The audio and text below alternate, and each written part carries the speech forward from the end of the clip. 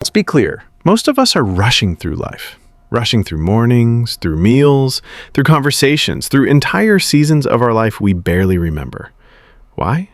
Because hustle culture told us that rest is lazy, that if you're not constantly doing, building, grinding, you're falling behind.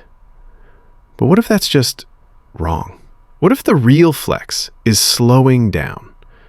Today we're talking about slow living, not some aesthetic trend, but a lifestyle shift that'll literally change your relationship with time, money, and peace.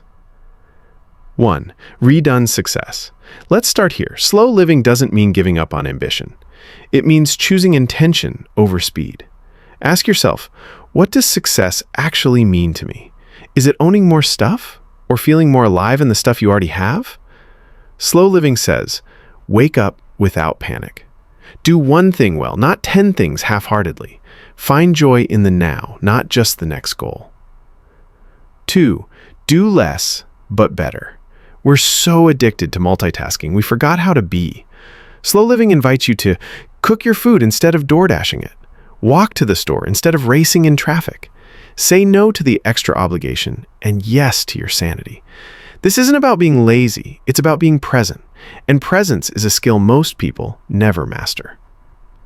3. Spend with intention. Slow living equals slow spending. You stop impulse buying. You stop filling the cart to fill a void. You buy fewer things, but better ones. You realize that time is the real luxury. And suddenly, that daily $7 coffee or that $200 haul of meh outfits doesn't feel like wealth. It feels like noise. 4. Unplug to reconnect. Let's talk digital.